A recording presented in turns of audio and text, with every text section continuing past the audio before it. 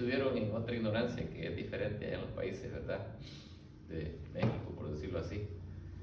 Aquí en Estados Unidos, pues, nosotros somos libres, y esa es una de las bendiciones que nosotros tenemos, el estar libres, ¿verdad?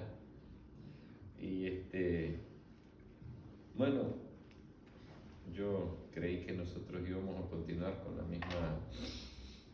misma lectura que el pastor hizo al principio, así que vamos a continuar con esa lectura, ¿verdad? Vamos a seguir ahí porque como dijo Pablo, oh, profundidades de las riquezas del conocimiento de Dios. Así que ¿a dónde fue que leyó el pastor? Colosenses capítulo 2, versículo 8 y 11. Okay. 15. 15, que diga. Sí, sí, exactamente. Vamos a leer entonces los versículos y vamos a meditar en la palabra del Señor. Gloria a Dios. Vamos a leer la palabra del Señor en el nombre del Padre, Hijo y Espíritu Santo. Amén. Plenitud de vida en Cristo tiene como tema aquí la Biblia que yo uso, o que la que estoy usando este día.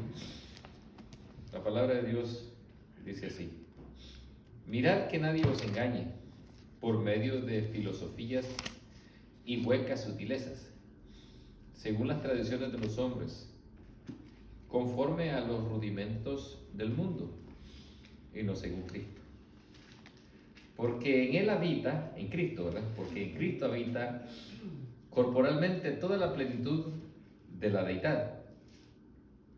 Y vosotros estáis completos en Él, que es la cabeza de todo principado y potestad. En Él también fuimos circuncidados con circuncisión no hecha de mano, no hecha a mano, al cual al echar de vosotros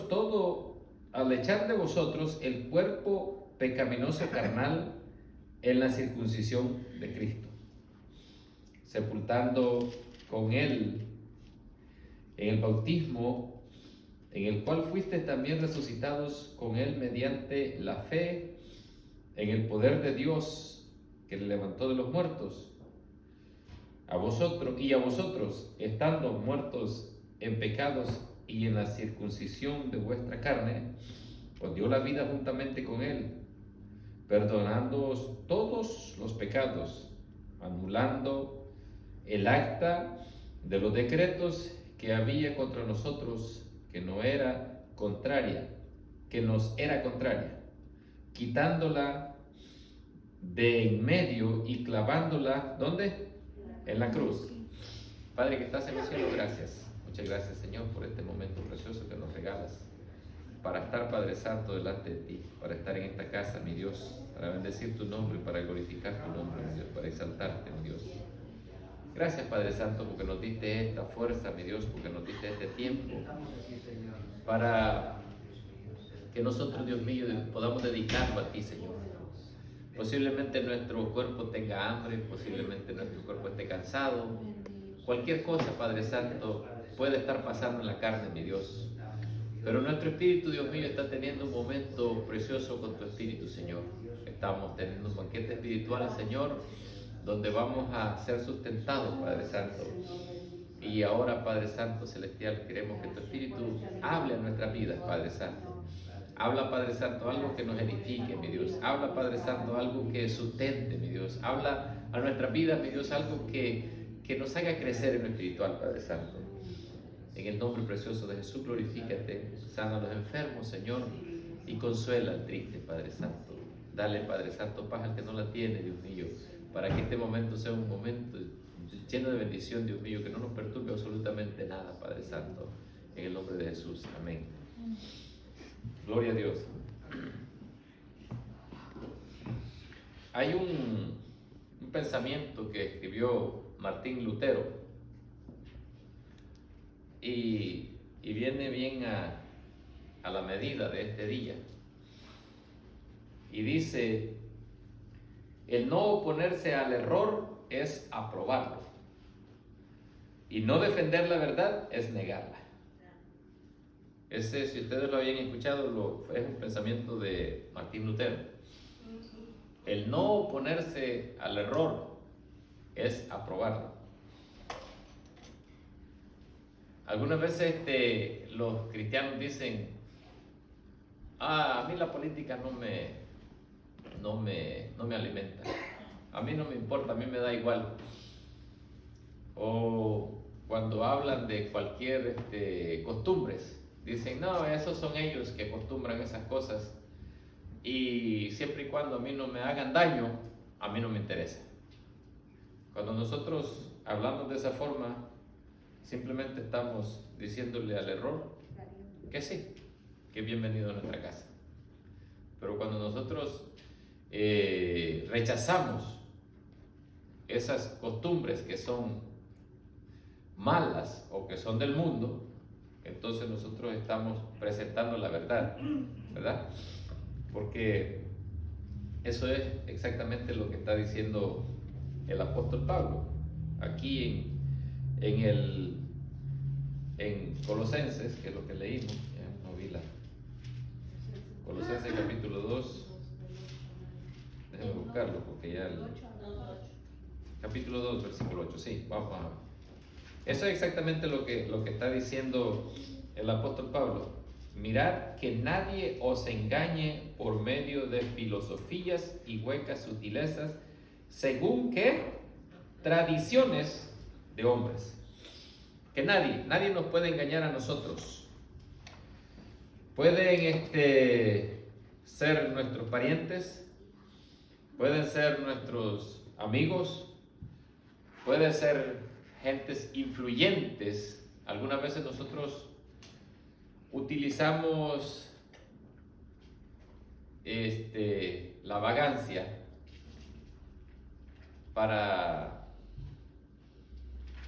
caer, porque hay gente que son más influyentes, hay gente que tienen más palabras, hay gente que tiene más estudios, más conocimiento, y nosotros decimos, pues, él sabe, ¿verdad? Él sabe. Yo recuerdo que una mujer me dijo una vez, pero ¿tú cómo puedes saber más que el cura, si el cura tuvo que estudiar 12 años? El cura sabe porque estudió 12 años, estuvo metido en un seminario 12 años, él sabe.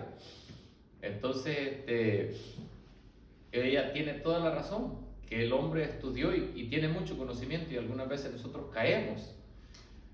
Desafortunadamente, pues, ellos estudian de todas las materias, y es una cuestión bien increíble que nosotros a veces no podemos superar, porque los sacerdotes, por ejemplo, cuando van a estudiar, estudian todas las materias.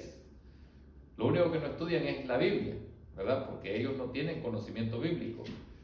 Así que cuando nosotros vamos a tratar posiblemente algo bíblico, allí sí nosotros podemos sacar el pecho, porque nosotros sí estudiamos la Biblia, ¿verdad? Amén, hermano. Estudiamos la Biblia. Entonces, nadie puede venir a nosotros a querernos engañar con algo que no sea de Cristo, algo que sea filosofía humana o costumbres de los hombres, ¿verdad? Entonces, allí nosotros no podemos, porque el Señor dice, rudimentos del mundo y no según Cristo. Ahí es donde nosotros tenemos que argumentar, ¿verdad? Nosotros podemos argumentar, si no es de los hombres, es de Cristo. Y eso nosotros lo conocemos. Lo que es de Cristo, nosotros lo conocemos. Lo que es del hombre, posiblemente no lo conozcamos, posiblemente no tengamos profundidad. Entonces, nosotros podemos defender lo que es la verdad de Jesucristo. Y dice, porque en Jesucristo habita corporalmente toda la plenitud de la deidad. Por eso nosotros no tenemos que tener temor, no tenemos que tener ese miedo que algunas veces nosotros tenemos de argumentar contra los que nos quieren enseñar cosas del mundo o cosas de los hombres, ¿verdad? Porque Ahora, por ejemplo, solamente estamos hablando de este día pecaminoso, de este día de tinieblas, de oscuridad, de este día donde todos los espíritus y demonios se juntan para poder contrarrestar el trabajo de la iglesia. Porque hemos oído gente que han sido parte de este séptico de demonios, que ellos sí hacen cosas en contra de la iglesia y el diablo les exige sacrificios para poder trabajar en contra de la iglesia. Pero nosotros tenemos el conocimiento, porque en el cuerpo de Jesucristo está la plenitud de la deidad. Y si en el cuerpo de Jesucristo está la plenitud de la deidad y nosotros conocemos a Jesucristo, entonces nosotros sabemos cómo defendernos y cómo atacar. Amén. Así que nosotros no puede venir nadie a querernos decir, no, si tú te viste de angelito y vas a contradecir. Y vosotros estáis completos en él, que es la cabeza de todo principado y potestad. En él también fuiste circuncidados con circuncisión no hecha de mano, al echar de vuestro cuerpo pecaminoso, al echar de vuestro cuerpo pecaminoso carnal en la circuncisión de Cristo, sepultados con él en el bautismo, en el cual fuiste también resucitados con él mediante la fe en el poder de Dios que le levantó de los muertos. Amén. Así que nosotros en Jesucristo, en el bautismo, hemos sido resucitados con Jesucristo. De manera que ahora nosotros ya estamos en otra posición. Ya no es la misma. Ya nosotros no estamos donde está el montón. Ya nosotros no estamos donde está el vulgo. Amén. ¿Se recuerdan en la mañana? El pastor empezó diciendo, nosotros no somos judíos. ¿Verdad? Nosotros no somos judíos. Nosotros no somos judíos, nosotros éramos gentiles. Entonces de los gentiles llamó Jesucristo para que viniéramos a ser parte de la iglesia. Amén. Entonces nosotros prácticamente tuvimos un apóstol que nos enseñó. A este apóstol no lo evangelizó Pedro, ni lo evangelizó Juan, ni lo evangelizó Andrés, ni lo evangelizó Bartolomeo, ni siquiera Matías, el que fue reemplazar a Judas, no lo evangelizó Tomás, no lo evangelizó ninguno de los fundadores de la iglesia. A ese lo convirtió Jesucristo.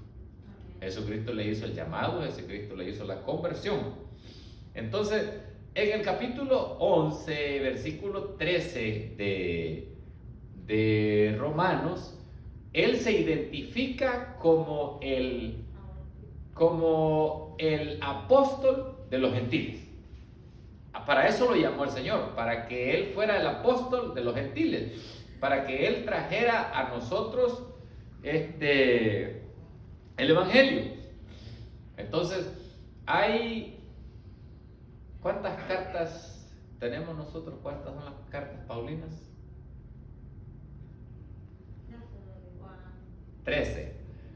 Tenemos 13 cartas paulinas. Eso es sin incluir Hebreos, que hay una posibilidad grande que le pertenezca a Pablo, pero las que son declaradas son 13 cartas paulinas. ¿Ok? Vamos a ver cómo es que nosotros vamos a tener la capacidad para que no nos engañen.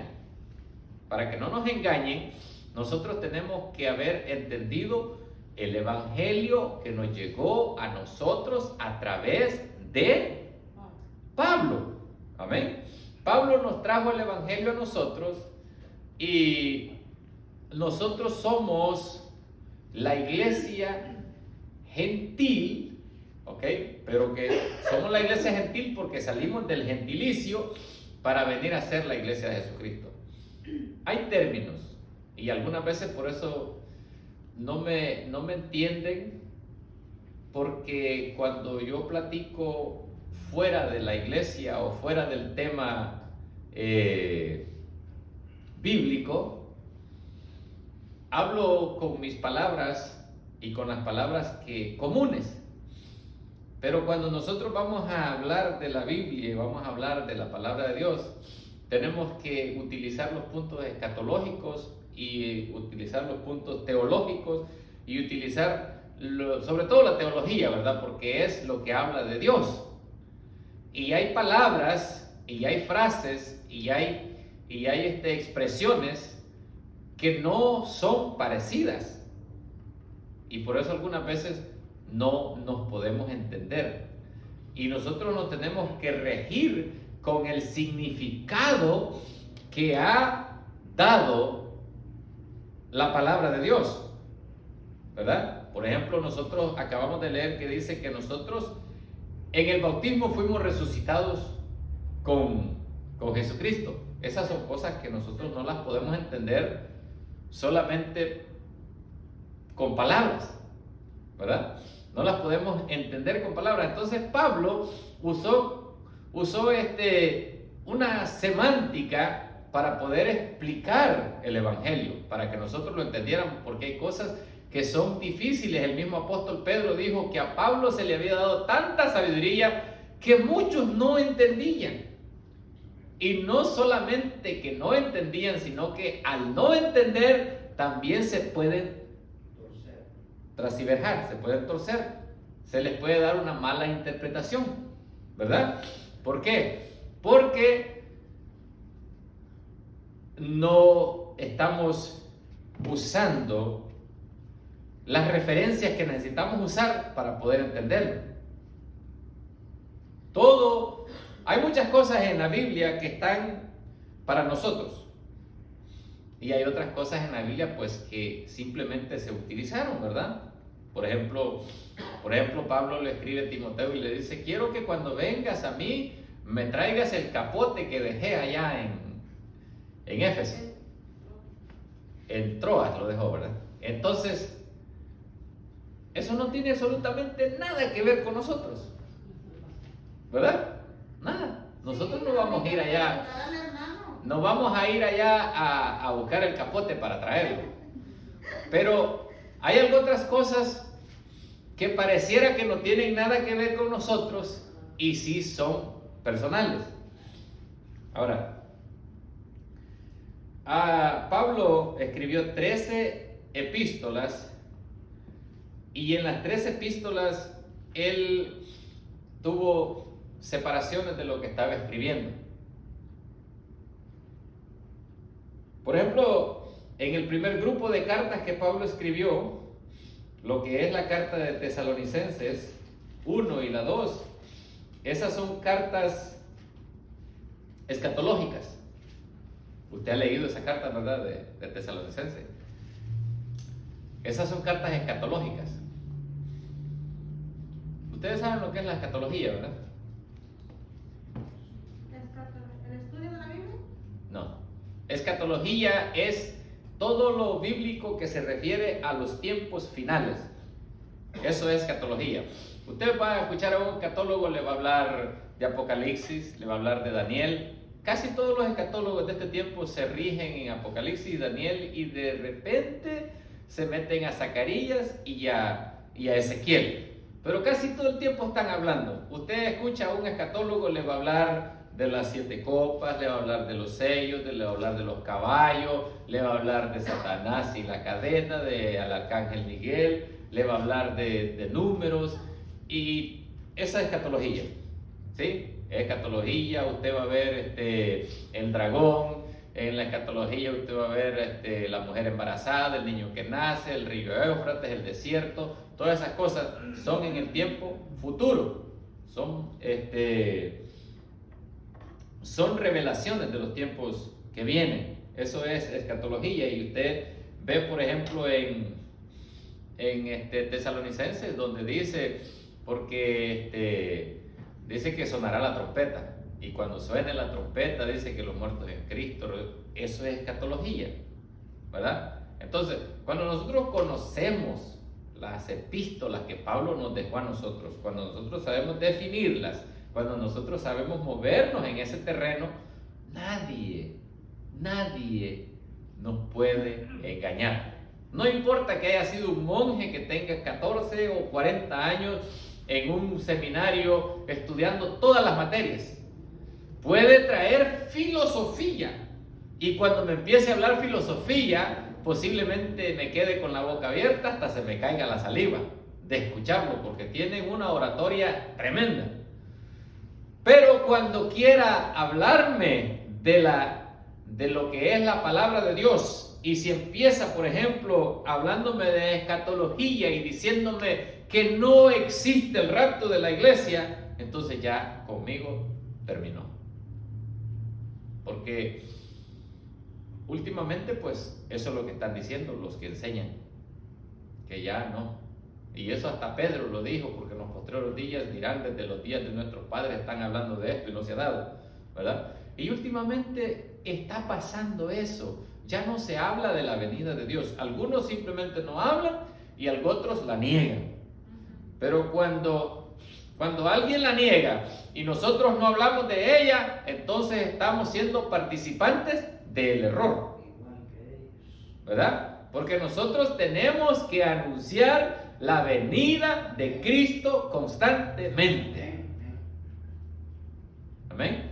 Nosotros tenemos que anunciarla y a la misma vez estar esperando la venida de Jesucristo. Estar listos que Jesucristo viene y que la venida de Él es inminente. Entonces Pablo escribe dos cartas, la primera y la segunda carta de Tesalonicenses. Cuando usted lea esas dos cartas, preste mucha atención que es lo que está leyendo. Está leyendo escatología. Y después escribe otras cartas. Escribe primera y segunda de Corintios, Gálatas y Romanos. ¿Sabe cómo se llama este grupo de cartas? ¿Perdón? Todas las 13 son cartas paulinas, pero las dividimos en 4 grupos. El primer grupo dijimos que eran las 2 cartas escatólogas. Escatología, que es lo que habla de los días postreros. ¿Okay? Si no es muy inteligente y se le va a olvidar mañana, mejor anótelo porque le voy a preguntar. Colosenses y Filipenses. No, Tesalonicenses. Primera y segunda de Tesalonicenses son las cartas escatológicas, ¿ok? Que hablan de los tiempos finales, ¿ok? O los tiempos postreros. No. Una profecía es algo que va a acontecer. Un acontecimiento en el futuro. Que esté cubierto, que nadie lo sabe, ¿ok? Pero esto de la venida del Señor Jesucristo, todo el mundo lo sabe, pero en la escatología le da el orden de los sucesos. Es diferente la escatología y la profecía. En alguna otra ocasión posiblemente lo expliquemos, ¿verdad? La diferencia. Pero este otro grupo tiene un nombre bien bonito, que la hermana se va a memorizar ese nombre rápido, la hermana Verónica. Porque se parece con el apellido de ella. Porque no, ella es apellido Sotelo, ¿verdad? Pero en griego Sotero, no Sotelo, pero Sotero, en griego Sotero significa salvación. Sotero, en griego Sotero es salvación. Entonces, estas cartas se conocen como soterología. ¿Ok? Así se conocen estas cartas. Son las cartas soteriológicas de la palabra sotelo y la logía, ¿verdad? Entonces, ¿qué es la materia? La materia de la salvación. Cuando nosotros escudriñamos estas epístolas, las anotaron, ¿verdad? Primera y segunda de Corintios, Gálatas y Romanos. Ahí nosotros vamos a ver todo lo que tenga que ver con nuestra salvación. Les voy a decir los otros 2 grupos, pero yo quiero hablar de este grupo. De eso es lo que yo quiero hablar, de lo que es la soteriología. Entonces, ese es el grupo de cartas que Pablo escribe con respecto a la salvación. Le dije que era Primera y Segunda de Corintios, Gálatas y Romanos. Después Pablo escribe otro grupo de cartas que estas se llaman cristológicas. Cristológicas, ¿ustedes saben por qué se llaman cristológicas? Porque hablan de Jesús. Porque hablan del Hijo de Dios. Hablan de Jesús, es correcta la respuesta, pero cuando usted lee las cartas, hablan del Hijo. Nos introduce la creencia del Hijo de Dios como la plenitud. Amén. Y para eso él lo hace en las cartas que le escribe a Filipenses, Filemón, Colosenses y Efesios. Cuando usted empieza a escudriñar, cuando usted abre las páginas de Efesios, usted se da cuenta y por un momentito se pierde, porque él le va a hablar del Hijo de Dios, del Hijo de Dios, del Hijo de Dios, del Hijo de Dios, de Jesucristo, ¿verdad? De Jesucristo, porque él nos amó en el amado, porque él... Cristológicas, esas se llaman cristológicas. Y el último grupo de cartas que Pablo escribe, esas solamente son las últimas 3 cartas que nos faltan, que son Primera y Segunda de Timoteo y Tito. ¿Cómo creen que se llaman esas cartas ustedes que han leído esas cartas? Titimología. Esas son cartas pastorales. Esas son cartas pastorales. ¿Se ha dado cuenta que le escribe a Timoteo, verdad? Sí. Y le habla, le dice, mira Timoteo, le dice, tú que eres bastante enfermoso, le dice, échate unas copitas de vez en cuando. Le habla a Timoteo como un pastor le tiene que hablar a un seguidor. Así le habla a Tito también. Tito le dice que nadie te menosprecie. Le habla bien. Esas son cartas pastorales. ¿Okay? Y son para mi entender. Es bien sencillo leer Primera, Segunda Timoteo y Tito y entenderlas, porque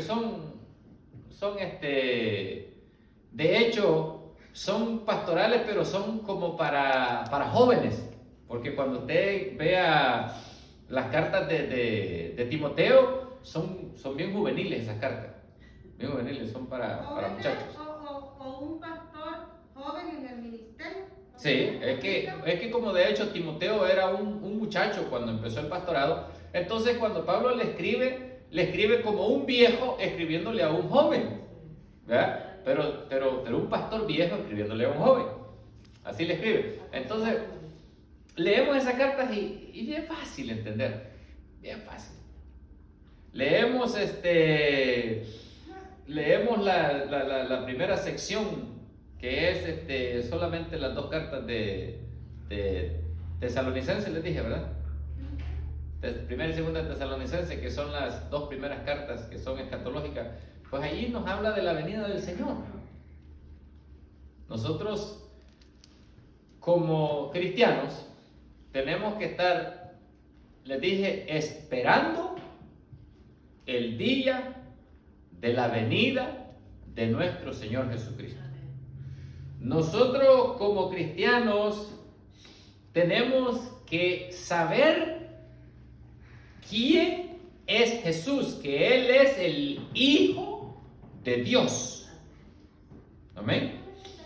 Fíjense que hay muchas citas en el Antiguo Testamento donde habla bien claro y a la gente se le hace difícil. Hasta en un proverbio dice quién es Él y quién es su Hijo. ¿Lo conoces tú? Creo que es en Proverbio 23, donde habla del Padre y del Hijo. Hay David diciendo, dijo mi Señor a su Señor.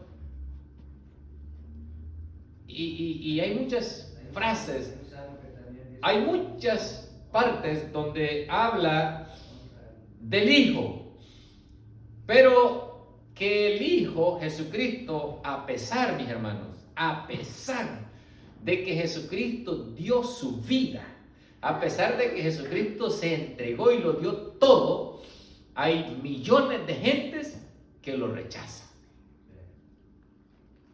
Lo rechazan.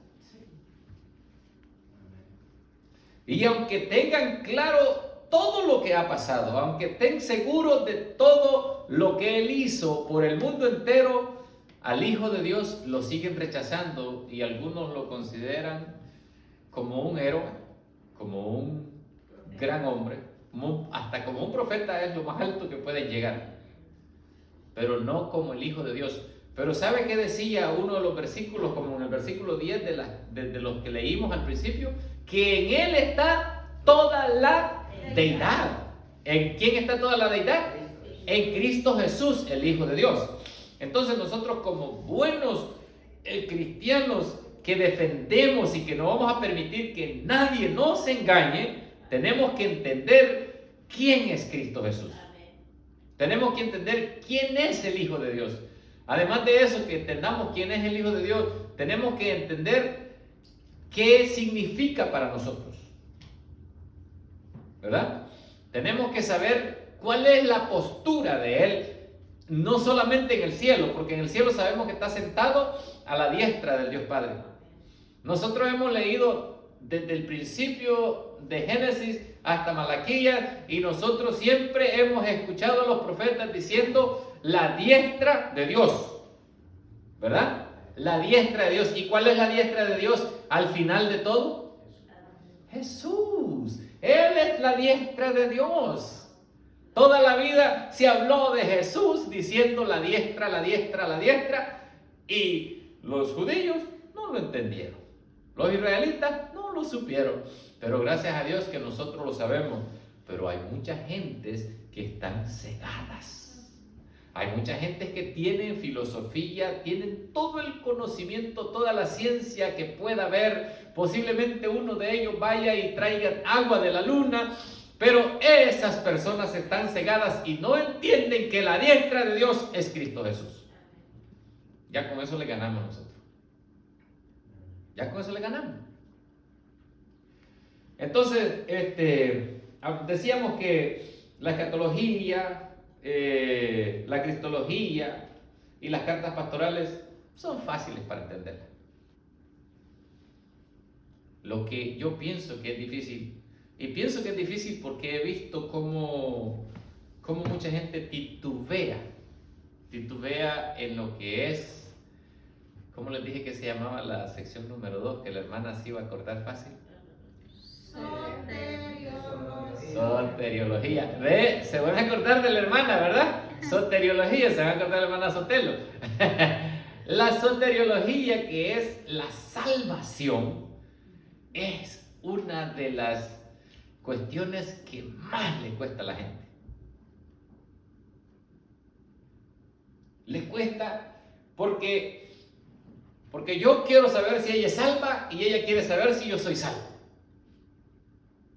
Y entonces a veces uno juzga al otro, tú eres o tú no eres. A veces los que miran están diciendo si es o no es, y a veces la misma persona no sabe si es o no es. ¿Verdad que es una de las cosas más difíciles? Por eso fue que Pablo dedicó 4 cartas enteritas. 4. Para que nosotros entendiéramos. Esa carta de los Romanos que Pablo escribió es una carta que, si nosotros empezamos a desmenuzarla capítulo por capítulo, versículo por versículo y palabra por palabra, logramos a entender la salvación. Por ejemplo, en el capítulo 5 dice que el amor de Dios fue derramado sobre nosotros. Entonces yo digo, ¿estamos sintiendo el amor de Dios? Ok, perfecto, me gusta esa respuesta. Porque para nosotros, les voy a explicar primero una forma, porque les dije que Pablo también usó la semántica para poder expresarse. La semántica es una forma que él usaba de tipología para que la gente pudiera entender. Entonces, miren, digamos que vamos a usar a la hermana Telma. Permítame, hermana Telma, usarla a usted. Digamos que la hermana Telma, pues, tiene desde el jueves la casa sin luz eléctrica. Entonces no tiene alimento porque la refrigeradora no trabaja. Pero yo conozco a la hermana Telma que le encanta la cocina, hace tamales, hace pan, hace esto y hace lo otro. Y si yo le encuentro a la hermana Telma, ¿usted cree que por mi cabeza se va a cruzar que la hermana Telma tiene hambre? No. ¿Por qué cree usted que yo no voy a pensar eso? Porque yo no le veo el estómago, ¿verdad? ¿Verdad? Pero posiblemente a alguien que no le guste cocinar aquí, digamos al pastor, que él es el que se le quema al hermano Pedro, vaya, perdón, pastor, vamos a cambiarlo. Pero posiblemente al hermano Pedro que no le guste cocinar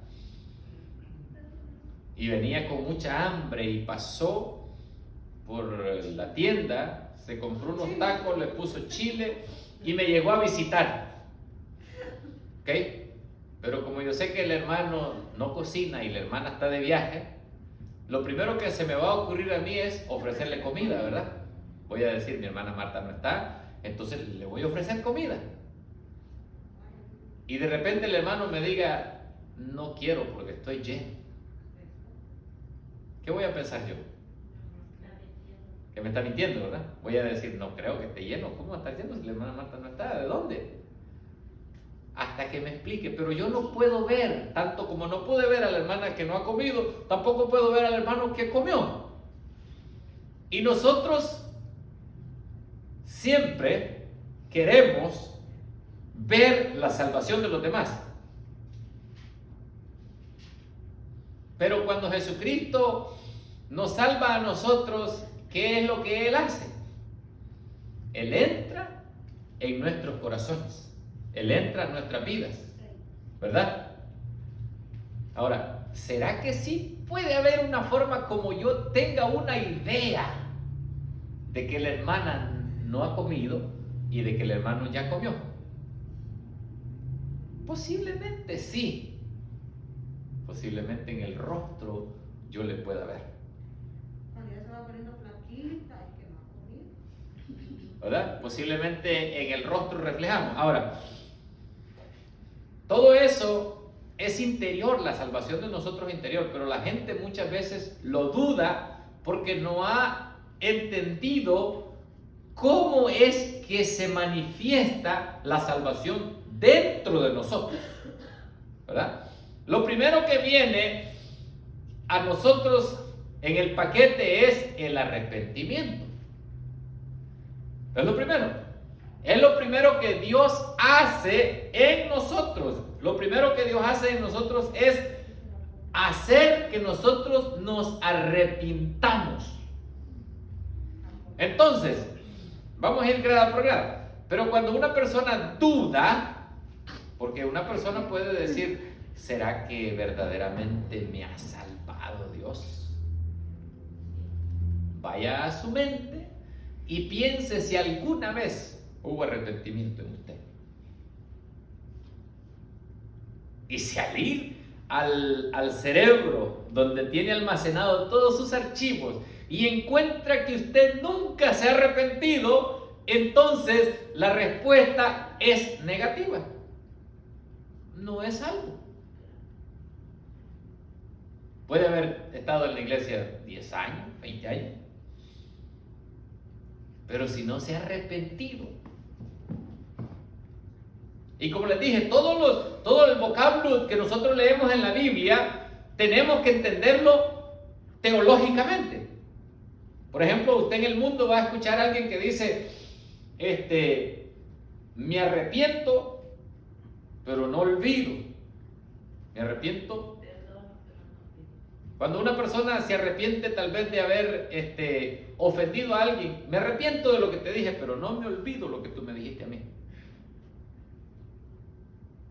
Y arrepentimiento significa,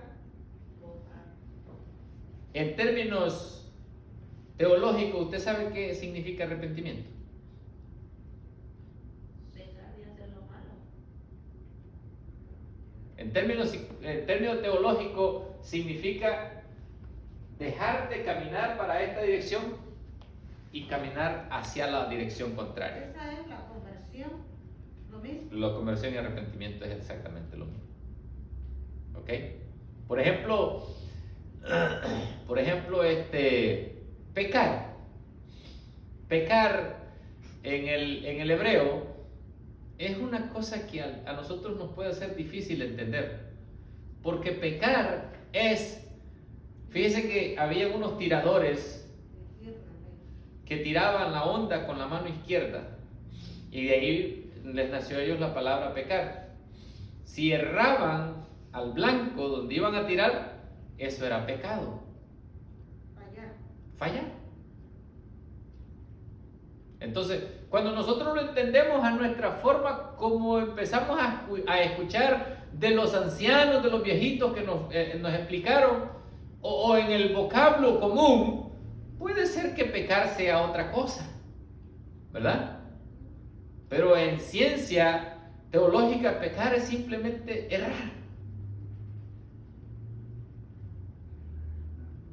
¿verdad? Errar. Por ejemplo, desobedecer. Adán y Eva simplemente lo que no tenían que hacer era comerse el fruto que había ahí. Y se lo comieron y ese fue el pecado. Y ese pecado tuvo consecuencias que hasta el día de hoy las estamos padeciendo nosotros. Amén. Por haber errado. Entonces, nosotros tenemos que entender si nos hemos arrepentido. Si nos hemos arrepentido, ya no estamos caminando en la misma dirección que caminábamos antes. Pero si nosotros seguimos en la misma dirección que teníamos antes, ni siquiera se haga la pregunta si somos salvos. Porque si estamos en la misma dirección, no nos hemos arrepentido. Y si no nos hemos arrepentido, no somos salvos. ¿Ya? ¿Verdad que no se ve por fuera? La salvación no se ve por fuera. Y la salvación usted mismo es el que tiene que hacer el examen para saber si eso no es. Sencillo. Por ejemplo, cuando una mujer sale embarazada, el hombre le dice: yo no soy el papá de ese niño. Pero cuando el niño nace, van y le sacan un poquito de sangre o un cabellito y le hacen la prueba. Hasta se puede parecer y no ser. Pero cuando le hacen la prueba y el ADN dice 99.9% que es tu hijo. ¿Verdad? Porque hay caras parecidas que no son ni parientes, pero se parecen. Y cuando se hace igual nosotros, cuando nos empezamos a hacer el ADN espiritual, es donde empezamos a ver si verdaderamente somos. Entonces, lo primero que nosotros tenemos que revisar para asegurar nuestra salvación es el arrepentimiento. Y el arrepentimiento no es que nosotros vamos a decir: sí, yo me arrepentí, pero ¿cómo? Sino que lo tiene que hacer exegéticamente a través de la Biblia. En la Biblia, arrepentimiento significa que yo ya no hago lo que hacía antes. Y si voy y examino y yo no hago lo que hacía antes, me arrepentí. Pero si sigo haciendo lo que hacía antes, entonces yo no me arrepentí. Y si no me arrepentí, no soy salvo. Así es. No soy salvo. Sencillo. Gloria a Dios. Eso es lo primero, arrepentimiento. Después de arrepentimiento, nosotros vamos y revisamos a ver si tenemos fe.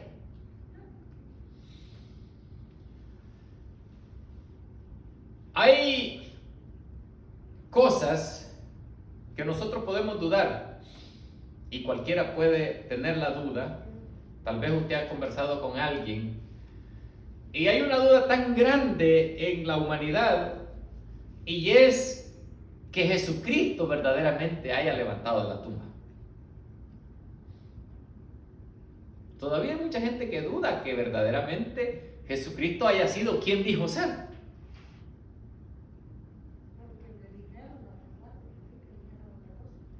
Hay gentes que porque no ven con sus ojos, porque no palpan.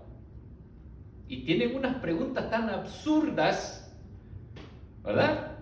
Pero es la misma necedad del mundo que los hace, porque a nosotros se nos hace tan absurdo y tan difícil de entender la mente de esta gente.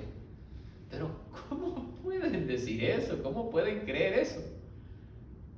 Pero Jesucristo dice, si creyeres en tu corazón y confesares con tu boca que Jesucristo fue resucitado entre los muertos, ¿eres qué?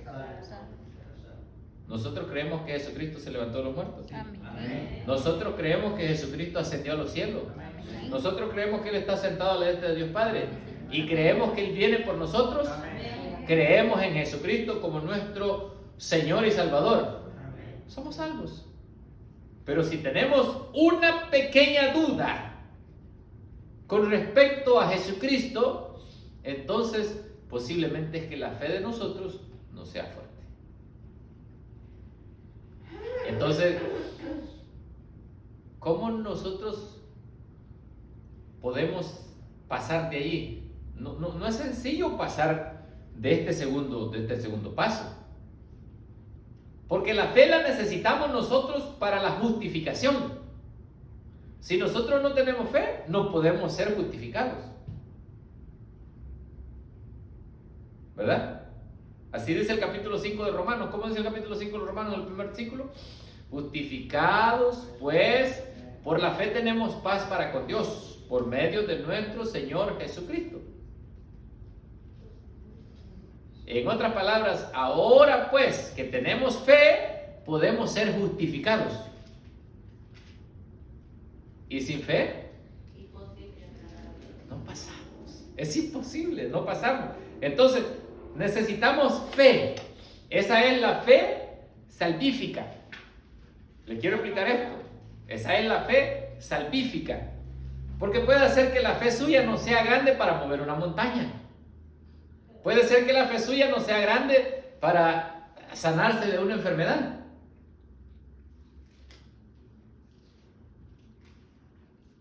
Pero usted tiene que tener una fe genuina con respecto a su salvación. Amén, aleluya.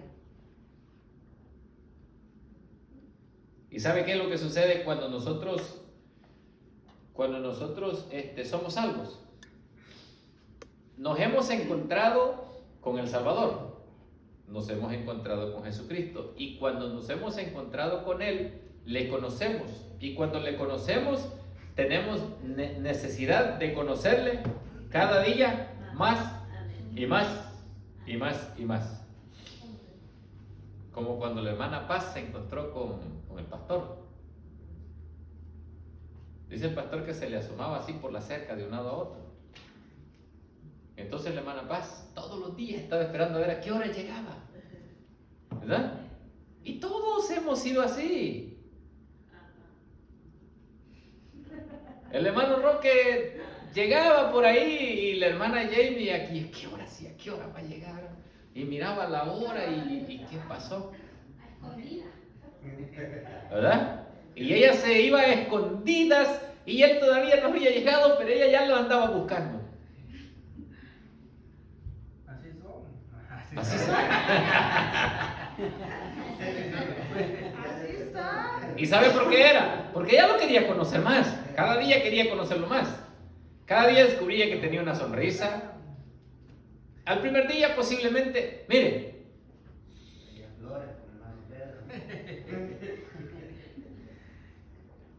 algunas veces en nosotros los hispanos, ¿verdad? Posiblemente ya tenemos un mes o 2 meses de andar de novio y hemos visto muchos detalles en la persona y no nos hemos fijado de qué color son los ojos. Nosotros pues, casi todos tenemos los colores así medio oscuros, ¿verdad? Pero cambian. Unos pueden ser café encendido o café claro. Unos pueden ser un poquito más negros y así. Y varían. ¿verdad? Entonces nosotros podemos usar hasta el color de una semilla para identificar el color de los ojos, ¿verdad?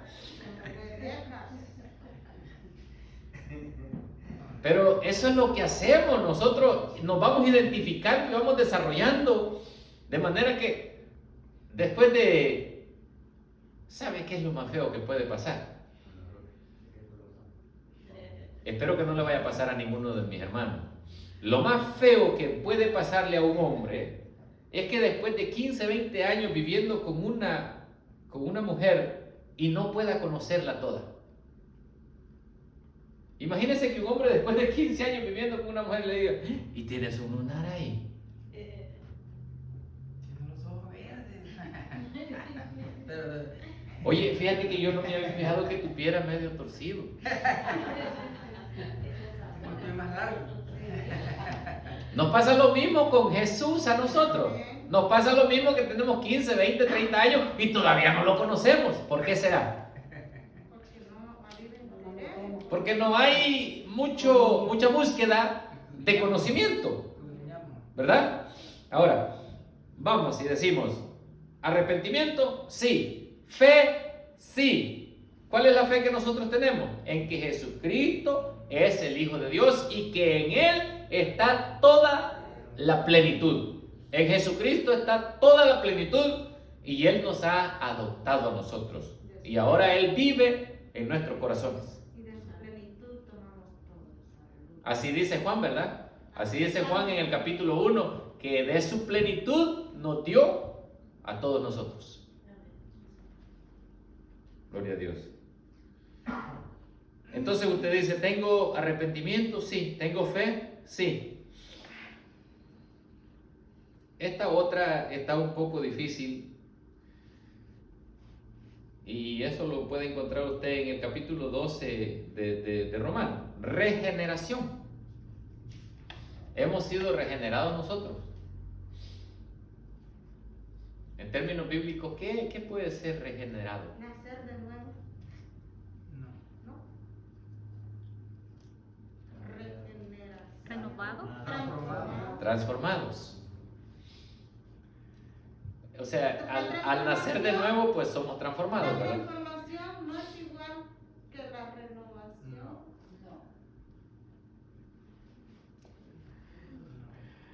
La regeneración está hablando de lo que es el género de nosotros. El género que nosotros teníamos era un género animal. Era un género vulgar. Ahora, ¿cómo nosotros nos gobernamos? Con un género espiritual, con un género afable, con un género amoroso. Cuando nosotros vemos la regeneración en nosotros es cuando nosotros hemos sido totalmente cambiados de lo que nosotros éramos antes. Miren, vamos a ver, les dije que Romanos 12, ¿verdad?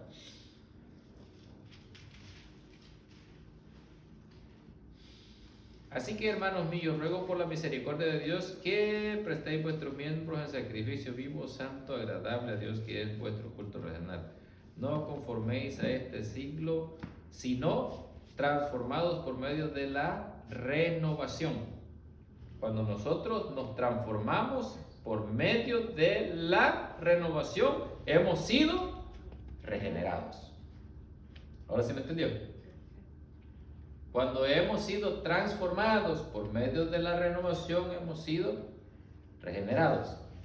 ¿Sí lo entendió? Ok. Entonces, esto ya no aplicaría que, por ejemplo, yo en el pasado fui un agente policial y ya no cabe que yo siga teniendo esa misma actitud de un agente policial porque ya no puedo justificarlo, pero es que es mi Mire, conducta por ejemplo, si alguien fue, vamos a irnos un poquito más exagerado, si alguien fue un coronel del ejército, el coronel del ejército llega a la casa y da órdenes. Perfecto. Porque él está acostumbrado que a él se le cuadran todos y le obedecen todos. Ujú. Esa es la actitud. ¿Verdad? Esa es la actitud. Y se tiene que hacer porque se tiene que hacer. Pero cuando un coronel ya ha sido regenerado, ya va a actuar como que si nunca estuvo en el ejército. Aleluya. Esa es la regeneración. Como que si nunca, jamás haya estado en el Ya ejército. no va a tratar a la iglesia como si estuviéramos en un campo de batalla. Exactamente. Soldados para- Exactamente. De concentración. Pero dígaselo antes de conocer a Cristo, a ver si se lo va a permitir. Si usted va a una iglesia y usted ve a un predicador que haya sido sargento del ejército y está hablándole a la iglesia como que si fueran sus militares, ese todavía no ha conocido al Señor. Pues sí. No le ha nacido la luz. ¿Verdad que les dije que así a la larga todavía se puede alcanzar a ver quién tiene hambre y quién no tiene hambre? Es igual. Pero en sí, usted es el que lo siente. Después de esto viene la justificación.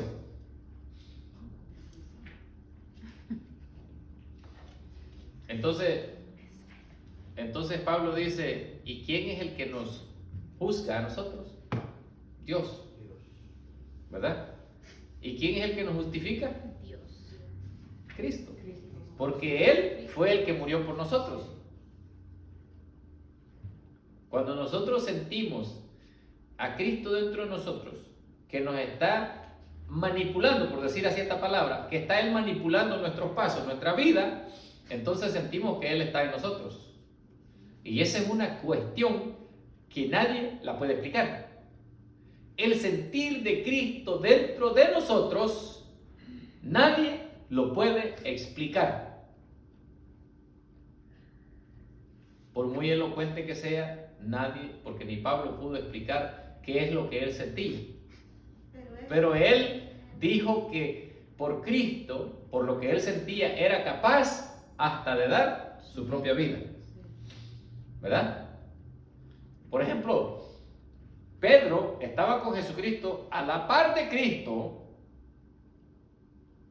y cuando a Cristo lo arrestan, y Pedro lo amaba, le cortó una oreja a Marco, lo amaba. Pero llegó un momento que cuando se lo llevan, él ya no tuvo valor de hacer absolutamente nada.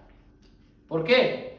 Porque Cristo no estaba dentro de él. Pero después que Cristo es ascendido a los cielos y entonces mora en él, las cosas cambian. Las cosas, hasta él mismo se queda admirado. Entonces por eso Pablo dice aquella expresión, ya no vivo yo, mas Cristo vive en mí. Cuando nosotros sentimos que verdaderamente hay algo que no lo teníamos antes, yo pienso que con solo saber que había alguna persona que nosotros no podíamos ni verla y ahora no nos moleste, es porque hay alguien que nos está trabajando. ¿Verdad? Entonces, Él justifica. ¿Y cómo justifica Jesucristo? Porque lo que va a justificar van a ser nuestros pecados. ¿Cómo lo justifica Él? A través del lavamiento que Él ha hecho con su sangre en nosotros. Porque para eso, para el pecado, necesita haber justificación. Pero Él es el que nos justifica, no nosotros. No, pero Él nos justifica con su sangre, ¿verdad? Porque Él nos limpia con su sangre, y cuando el Padre, que no puede ver pecado, porque el pecado lo aleja, no nos mira a nosotros, sino que mira la sangre de Jesucristo sobre nosotros, Que nos limpia. y ya Él ya no mira el pecado que hay en nosotros, sino que mira la sangre de Jesucristo, y nosotros somos justificados por la fe que hemos tenido en Jesucristo.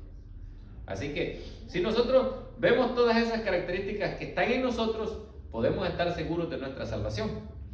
Pero cuando nosotros estamos analizando y nos faltan esas características, entonces conocemos la religión, conocemos la iglesia, conocemos el evangelio, pero nunca hemos sido salvos. Por más que Jesucristo haya estado, porque nosotros hemos sido rencorosos, porque nosotros hemos sido soberbios, Cristo nos ha dado la salvación para que nosotros solamente, humildemente, la tomemos. Pero nos ha faltado humildad y no la hemos tomado. Entonces nosotros seguimos y decimos, bueno, después, ¿quién soy yo?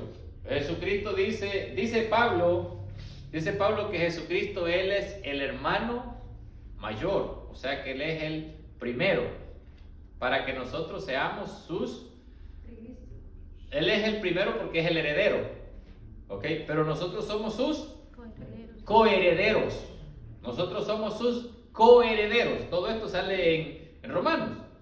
Entonces Jesucristo es el heredero y nosotros somos los coherederos. ¿De qué? Podríamos decir de todo. De las riquezas de su gloria. De todo. De todo somos nosotros coherederos. Dios le dio a Jesucristo, le puso en sus manos el poder. Por ejemplo, miren, dice Juan, no améis al mundo ni las cosas que están en el mundo, porque todo lo que está en el mundo es pasajero. Dice la vanagloria de la vida, la vanagloria de los ojos y la vanagloria de ¿qué? La vida, los ojos y el mundo. Son tres, las riquezas del mundo. Y cuando usted va a Mateo capítulo 4, cuando el diablo llega a tentar a Jesús, esas son las tres cosas que le muestra. Le muestra primero las riquezas del mundo, ¿verdad? Le muestra todo el mundo y sus riquezas. Y esas son las vanidades del mundo. ¿Y después qué le mostró? Los reinos. Sí, los reinos del mundo, las riquezas del mundo. ¿Y después qué le mostró? El yo, le mostró, primero le mostró la comida, el pan. Todo ¿verdad? eso se lo daría si postrado se lo adorara. Ajá. La vanidad de la vida es lo que es comida, lo que es vestido, para el cuerpo de uno. Fue lo primero que le mostró, la vanidad de la vida. Por eso llegó y le dice, si tú convirtieras esas piedras en pan, entonces voy a creer que tú eres Jesucristo, que tú eres el Hijo de Dios. La vanidad de la vida, ¿qué es lo que nosotros hacemos todo el tiempo? Nos esmeramos, ¿por qué? Por nuestra vida. Por nuestra vida, vernos por nuestro bien. cuerpo. Nos esmeramos. Si nos dicen, vas a ganar $28, quédate 2 horas más. Quedamos. Lo hacemos, porque estamos haciendo cuentas en que va a haber más pan en el almacén que tenemos en la casa. En la cuenta. O porque si me quedo, pues posiblemente voy a poder comprar aquel vestido El azúcar. que no lo puedo comprar. Con estas 2 horas, 28 y 28 son 56, sí, todos días me quedo y me sale. Esa es la vanidad de la vida. Mateo capítulo 5, 6 y 7, en el Sermón del Monte, dice el Señor que los pajarillos del campo no hilan ni trabajan. Pero a la hermana Jenny le dijeron que esas no pagan renta. Pero fíjese que, le voy a decir una cosa, lo que el Señor estaba diciendo es que Él no se descuida de ellos, ¿verdad? O sea, yo no le vengo a decir que no trabajen ni nada, porque a pesar de que el Señor dice que los pajaritos no trabajan, ¿usted cree que Dios les va a dar la comida en la mano y se las pone en el piquito? No, tienen que ir a buscarla. ¿Verdad que se levantan en la mañanita y van a buscar los gusanitos o lo que comen ellos? Ellos van a buscarlo, ¿verdad?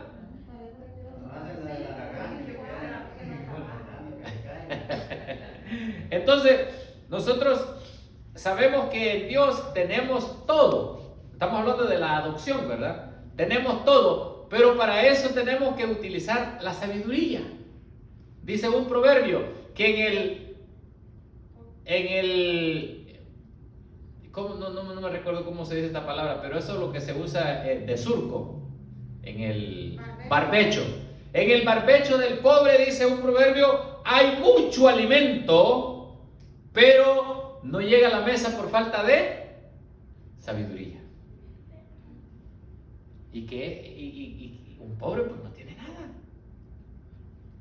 Pero si tuviera sabiduría de ese barbecho que Dios le ha dado, de ese arado que Dios le ha dado, puede sacar mucho.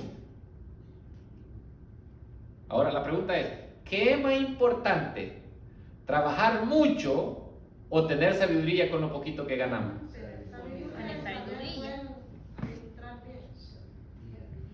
¿Verdad? Ok, entonces, la próxima vez que nos digan, haz esto en el momento que no debemos de hacerlo, no me gusta ser muy radical y decir a la hora del culto, ¿va? Pero a la hora que no debemos hacerlo. Porque no solamente, algunas veces hay gente que son capaces, no solamente del culto, sino que son capaces de dejar a la mujer esperando, de dejar a los hijos esperando. Hay hijos que nunca han tenido la oportunidad de estar en una de sus actividades de la escuela y que su padre vaya o que su madre vaya, porque los padres están todo el tiempo ocupados. Hay padres que dicen, ya voy, y en el camino les salió otra oportunidad y llaman y dicen, ya no voy a poder. Hermano Miguel, uno puede sacrificar un día de su trabajo para estar con sus hijos. Uno, pero ni siquiera a veces preferimos sacrificar todos los días de nuestros hijos por nuestro trabajo. Así es. Simplemente eso hacemos nosotros. A veces sacrificamos a los demás y nosotros no nos sacrificamos por ellos. Cuando nosotros estamos seguros que en la adopción que Dios ha hecho a través de Jesucristo, lo tenemos todo. Y cuando nosotros estamos en esa dificultad donde no creemos que Dios nos puede sacar, entonces decimos, Señor, ¿y qué pasó con mi fe? ¿Y qué pasó con mi justificación? ¿Y qué pasó con mi redención? ¿Y qué pasó con mi arrepentimiento? ¿Y qué pasó con mi fe? Porque fíjese que la viuda de Sarepta, cuando vio a Elías,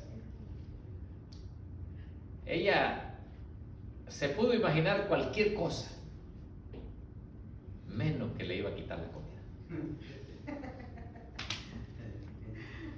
La viuda de Sarepta se pudo imaginar que Elías le iba a dar alguna receta de cómo encontrar algún tesoro, qué sé yo, cualquier cosa, porque era hombre de Dios. Eso era lo que esta mujer tenía en claro, que Elías era hombre de Dios, era varón de Dios. Por eso es que cuando le dijo, primero me vas a hacer una torta a mí, ¿y qué le dijo después de eso? Y luego le va Y después, óigame esto, oiga la ciencia que hay aquí. el entendimiento. Fíjese que en la harina que tenía ella y en la vasija que tenía el poquito de aceite había especialmente para una torta, comérsela a ella con el niño y morirse. Pero Elías le dijo, ve, hazme a mí primero y después vas a hacer. Dijo, pues entonces va a ver. Si es varón de Dios, ya estuvo que hay. Pero no lo entendió así. Yo creo que sí, porque ella se fue a hacerlo. Yo creo que así lo entendió ella, porque ella se fue a hacerlo. ¿Verdad que no le murmuró? ¿Cómo le dijo? Que sea como tú dices. ¿Sabe qué le estaba diciendo? Ya me dijiste que va a haber para mí. Ya me echaste la bendición y ahora, después que te haga la torta, no me vayas a salir con una tontera. Ahí iba a dudar. ¿Se da cuenta cómo a veces nosotros leemos y pasamos y no entendemos lo que está diciendo el profeta? El profeta le dijo, ve, hazlo primero para mí y después para ti. Si el profeta le hubiera dicho, mira, esa torta que va a salir, házmela y me la das, seguro que le dice, sí, ahí estarás. Espérame que te la voy a dar. Pero como él le dio la palabra que después iba a ver para ella tomó esa palabra. Y por eso es que Pablo dice en los Filipenses que el Señor suplirá Todo lo que os falta. todo. ¿Cuánto? ¿La mitad? ¿Un poquito? Todo lo que os falte. Oh, pero esto no es todo lo que nos falte. Y entonces lo dejamos ahí. No. Lo más grande es en el final del versículo. Lo más grande, y ahí es donde la fe de nosotros tiene que ser, pero súper mega grande. Porque no solamente está prometiendo que el Señor nos va a proveer todo lo que nos haga falta, sino que también nos dice cómo lo va a hacer. ¿Y cómo lo va a hacer? Conforme a sus riquezas. Conforme a sus riquezas. Si yo tuviera hambre, dijo Dios, yo no os pidiera comer a vosotros, porque mío es todo. Y entonces, si esas riquezas, cuando nosotros nos imaginamos de esas riquezas que nosotros podemos físicamente ver, de esas riquezas que nosotros no podemos ver físicamente. Okay, nosotros vemos terrenos inmensamente grandes con uvas, manzanos, de toda clase de frutas y de toda clase de aves y de toda clase. No, yo cuando veo esas vacas negras así engordas, ¡ah! Ya siento que sale así la manteca y apaga el fuego. Me encanta la carne de vaca. Mi hijo se lo imagina ordeñando. Imagínese usted, si yo me imagino unas cuantas vacas por ahí, que pueden ser lo que yo puedo necesitar para alimentar. Y eso es aquí. Pero cuando leemos la Biblia nosotros tenemos vislumbres de cómo es el cielo. Imagínense que las riquezas de Dios, hay 12 clases de piedras que nosotros no las conocemos. Esmeralda, lo único que nosotros conocemos es una pequeñita así. El ágata. Zafiro. El zafiro. Jaspe. ¿Alguien conoce el jaspe? El topacio. No, ¿verdad? El berilo, imagínense. Berilo, ¿quién sabe qué es berilo? Pero son piedras preciosas, son tan desconocidas para nosotros porque son demasiado caras. Finas, tienen mucho valor, y allá en los muros están las callecitas, tranquilo, las callecitas de oro. Los mares son tan cristalinos, hermanos, ahí no hay basura. Esa es la riqueza de Dios. Y si Él nos va a sostener a nosotros con la riqueza que Él tiene, y no lo hace por dos cosas. Una, porque nos falta fe, o dos, porque nosotros lo podemos malgastar. No lo necesitamos. Por eso es que Santiago dice, ustedes cuando piden, pero no saben pedir. Nosotros le decimos, Señor, dame aquel carro, porque en ese carro yo me voy a ver bien elegante, porque ese carro aquí. No lo pedimos por necesidad y con humildad, sino porque ya nos estamos viendo diferentes. Está cambiando nuestra personalidad.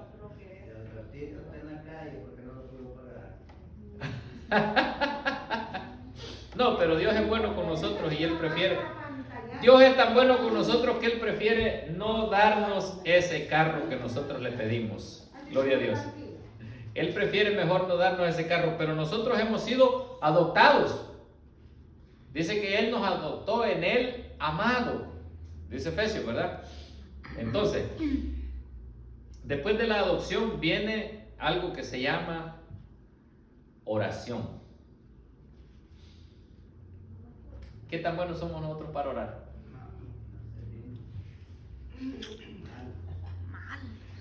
Y esa es una de las cualidades que tiene que haber en nosotros para saber qué tan salvos somos. ¿Somos bien salvos o medio salvos? ¿Existe eso? No. Salvos y no salvos. Entonces, ¿qué tan?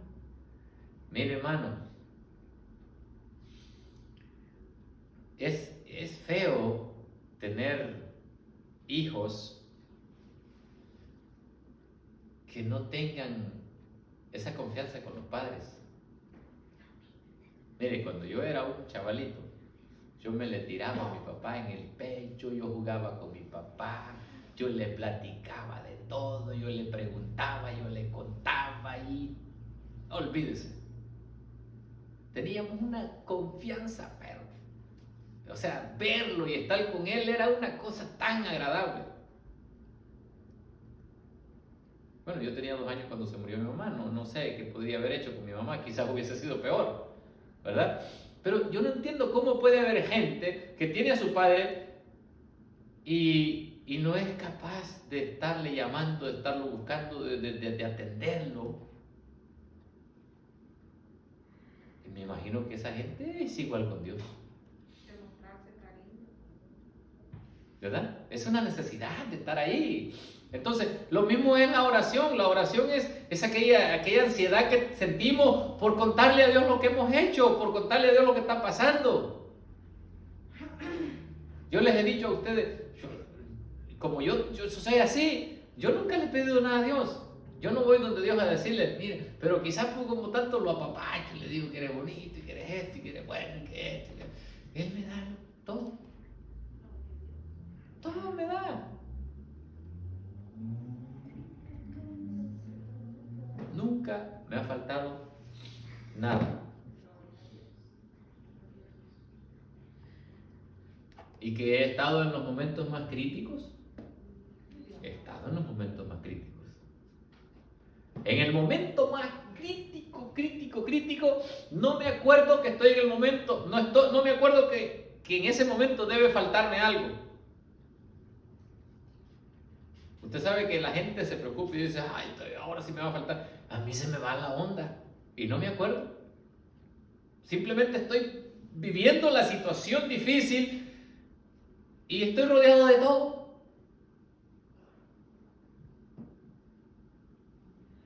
Por eso quizás es que yo nunca le pido nada a Dios. Yo siempre oro y siempre estoy con Él. Le digo, ay Señor, qué bueno. Ay, gracias por esto. Aquel día llegué el sábado, que llegué de la iglesia, iba, ay, con un dolor en todo el cuerpo.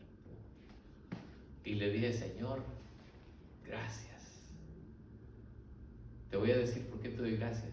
Porque esta gripe me va a sacar toda la impureza que tengo en el cuerpo y porque me dio gripe en estos días que estoy en casa. Gracias, Señor. Tranquilo, dándole gracias a Dios. No se me vino en ningún momento el deseo de murmurar. ¿Por qué? A veces, el otro día me mandaron un texto que fuera a hacer un trabajo. Había algo de dinero. Pero tenía que ir a descargarlo el día que pasó el huracán. Pero el texto no me llegó.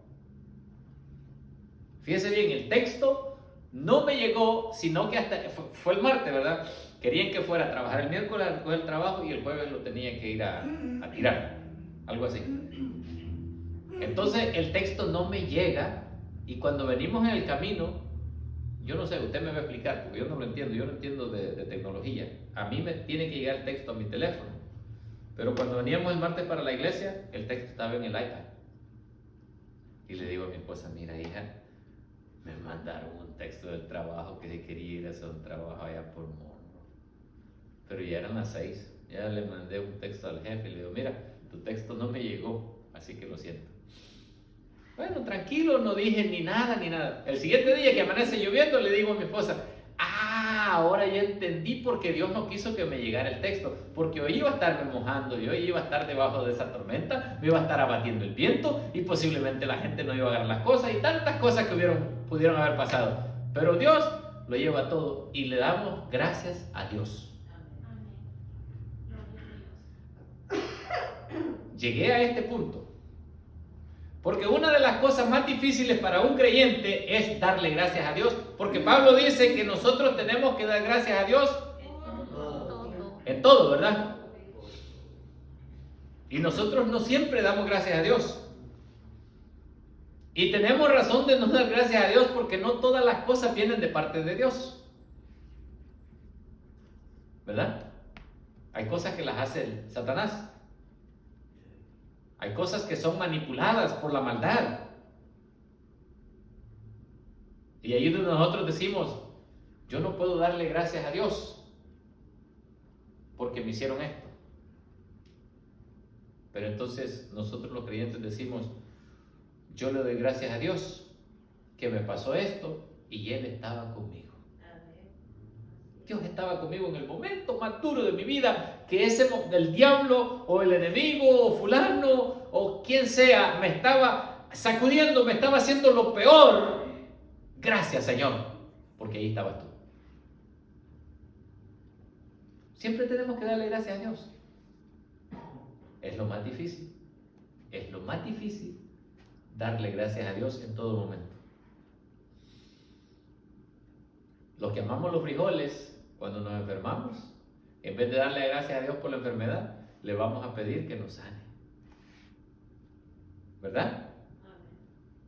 Cuando nos enfermamos, en vez de darle gracias a Dios, le vamos a decir que no podemos estar enfermos porque hay que trabajar. Yo me pongo a orar mejor por los empleadores y les digo, bendice a los empleadores para que ellos me paguen sin que vaya a trabajar.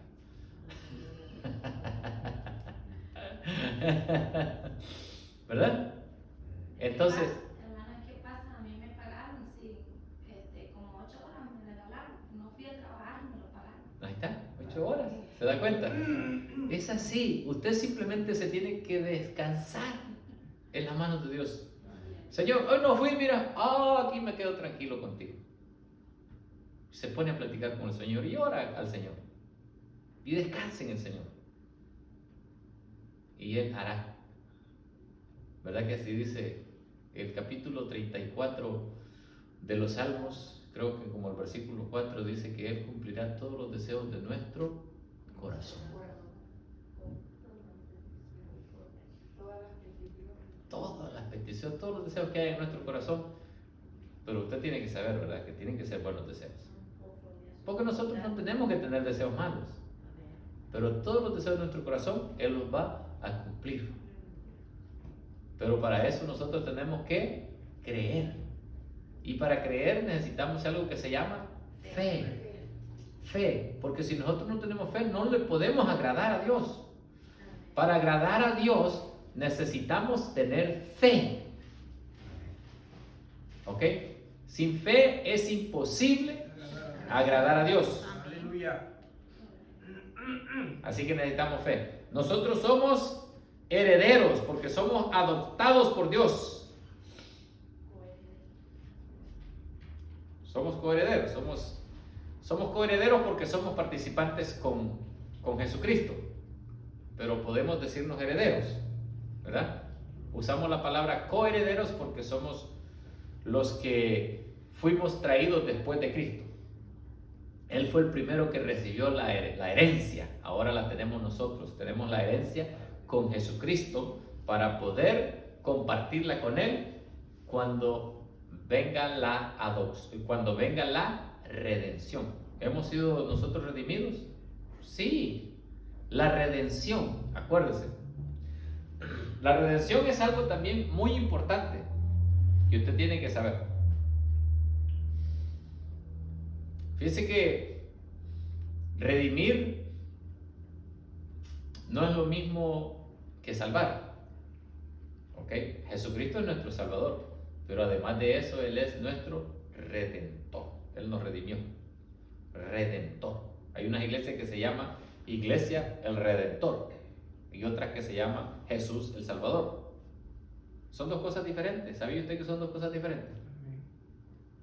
Porque para redimir, por ejemplo, mire, si le secuestran la hija de la hermana Marta, el secuestrador le va a decir que quiere tantos miles de dólares y para ella salvar la vida de su hija puede darle la cantidad de dinero que le pide y si tiene suerte le van a dar la hija. La salvó. Pero el hermano Pedro dice, no creo que me la van a dar. Yo voy a ir a buscarla. Y fue a buscarla, la encontró, se puso contra los secuestradores, los venció y sacó de donde tenían a su hija escondida, amarrada, ya dispuesta para morir, y él la redimió. Son dos cosas diferentes. Cristo lo hizo. Cristo nos redimió a nosotros. ¿De dónde nos redimió a nosotros? Del lodo donde nosotros estábamos metidos, de la suciedad donde nosotros habíamos caído. Dice David que a él lo sacó del lodo cenagoso, del pozo de la desesperación. De ahí dice que él metió su mano. ¿Dónde metió la mano Jesús para sacarnos a nosotros? A la suciedad. Ahí donde nosotros estábamos. Entonces, ahora nosotros que hemos sido redimidos, ¿seguimos en el mismo pozo, en el mismo hoyo? No. Ahora no, ¿verdad? No. Ahora ya nos creamos la mamá de los pollitos, ¿verdad? Porque ya no estamos metidos, ya no estamos lodosos. Ahora vemos a los lodosos y decimos, así andaba yo, ¿verdad?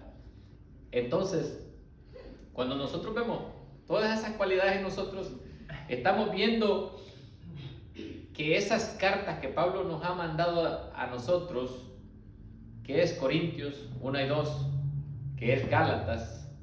Mire, los Gálatas habían sido gentes que guardaban la ley y estaban en los rudimentos de la ley.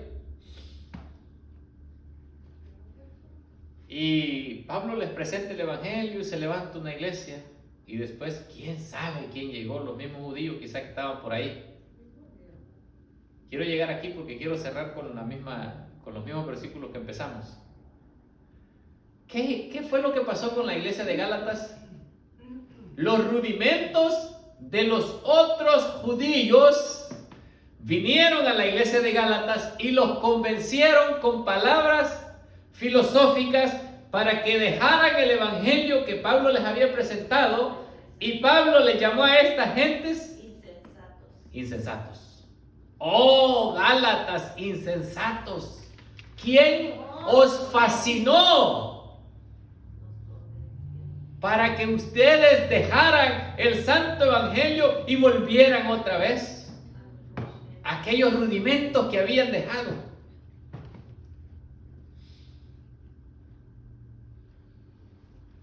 ¿Será que a nosotros nos puede pasar las de Gálatas, que alguien nos diga, no, celebremos el día de Halloween?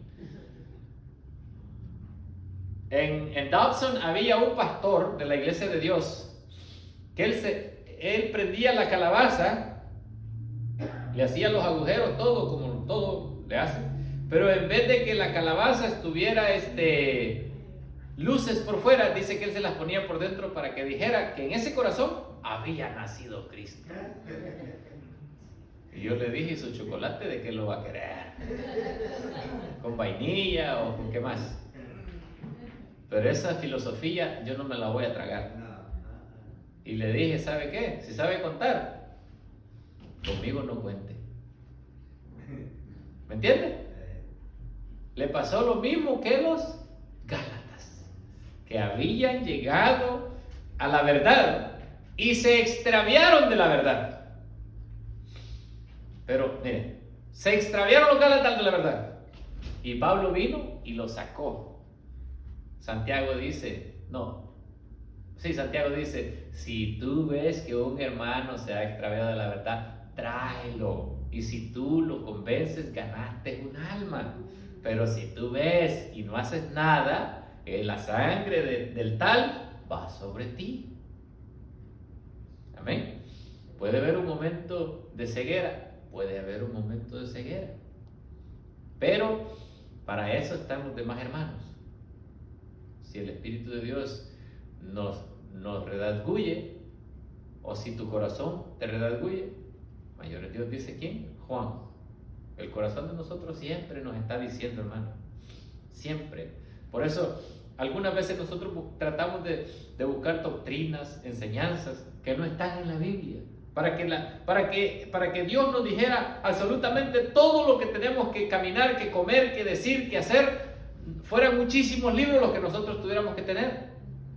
Pero no solamente nos dejó el libro, sino que también nos dejó el Espíritu Santo para que Él nos redarguya y nos diga a nosotros. Porque nosotros tenemos la mente de Cristo. Y no tenemos la sabiduría animal, ni la sabiduría del mundo, sino que tenemos la sabiduría de Dios. Para poder nosotros interpretar y saber lo bueno. ¿Verdad que así les dijo en el capítulo 6 de Oseas? Les dijo, ustedes saben que Dios les ha dicho que lo que quiere de vosotros es que hagáis lo bueno. Eso es todo. Los israelitas estaban preguntando qué es lo que Dios quería de ellos. Así nosotros a veces nos pasamos la vida preguntando, ¿qué quiere Dios de nosotros? ¿Qué es lo que tenemos que hacer? ¿Qué es bueno? ¿Qué es malo? ¿Qué se enoja Dios? ¿Con qué Dios nos enoja? Hermano, Dios nos ha dado a nosotros un espíritu. Y eso nos es suficiente para saber lo que es bueno y lo que es malo. Lo que nos edifica y lo que no nos edifica. Amén. Eso es lo que nosotros necesitamos. Por eso Dios nos ha dado a nosotros la Biblia. Nos ha dado el Espíritu Santo. Nos ha dado, dice que el Espíritu Santo nos lo ha dado a nosotros como arras. Vendría a ser como una garantía. Eso es lo que nosotros tenemos, la garantía del Espíritu Santo. Si nosotros no tenemos la garantía, nosotros no estamos desposados. Si nosotros no tenemos la garantía, no estamos desposados. En todos los países tienen diferentes costumbres, ¿verdad? Todos. Aquí en Estados Unidos, cuando le piden matrimonio a una muchacha, le dan un anillo, ¿verdad? Y cuando otro muchacho se le acerca, ella solo le hace, ok, sorry. ¿Cierto, hermana Josephine? Sí. Solo le hace, ¿verdad? Y entonces ya el muchacho le dice, sorry, me gusta, pero ya te vi el anillo. Aunque no conozca al novio, ya vio el anillo. Ya está comprometida.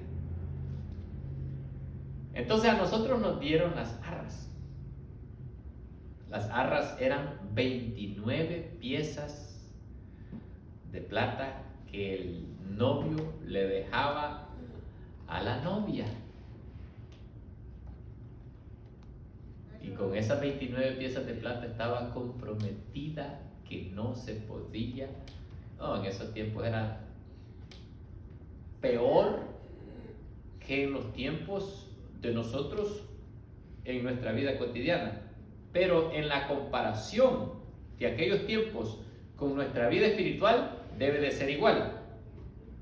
Porque cuando una mujer estaba comprometida y tenía las arras, nadie que no fuera su novio podía acercarse a ella. Nadie que no fuera su novio podía hablar con ella. En la vida espiritual nosotros estamos comprometidos con Cristo Jesús. Él nos ha dado el Espíritu Santo que es nuestra arra. De hecho, nadie que no sea Jesús se puede acercar a nosotros. Nadie que no sea nuestro Redentor, nuestro Salvador, Cristo Jesús, puede venir a cucucharnos al oído. Porque el único que está interesado en hacer esas cosas es el diablo. Porque dice la Biblia que el enemigo vino para matar, robar y destruir, pero Cristo vino para darnos a nosotros vida y vida en abundancia. ¿Nos faltaría vida a nosotros? No. Aunque nos muriéramos hoy, a nosotros no nos va a faltar vida nunca. Porque nosotros, cuando nos muramos, vamos a dormir para despertarnos en el día que la trompeta suene. Amén. Al morir, nosotros nos vamos a un lugar que se llama el paraíso, para descansar y esperar la venida de Cristo. No morimos más, nosotros dormiríamos. Amén. Dormiríamos. Así que la vida que Él nos ha dado es abundante, porque desde el día que nosotros conocimos al Señor y creímos, estamos disfrutando de la plenitud de la vida de Dios. Y eso va a ser de eternidad en eternidad. Amén. Así que ya saben, no hay ninguna filosofía para que nos pueda hacer creer o tambalear de nuestra salvación. La salvación que Pablo nos enseña a nosotros en estas cartas. Y ya me voy. ¿Cómo se llama, hermano? Soteriología. Amén, gloria a Dios. Acuérdese de ese estudio, el estudio de la salvación, y asegúrese de que usted esté salvo. Salvo. Porque dice, ¿cómo dice el primer capítulo de Juan? Y a todos los que creyeron les dio potestad de ser hechos hijos de Dios. A todos los que ¿qué? Que creen. ¿Sabe cómo está? ¿Cómo jugaron ese verbo? Creen. Cree es que cree. Ayer cree, hoy cree, mañana cree. Que en el momento que deja de creer ya no creyó, sino que usted tiene que creer todos los días. Creí ayer en Dios, sí. Creo hoy en Dios, creo mañana, creo. Ese es el verbo. Cree. Todo el que en él cree es constante, todos los días. Todo lo que en él cree tenga vida eterna. Eso es lo que significa. Por eso tenemos que tener bastante cuidado.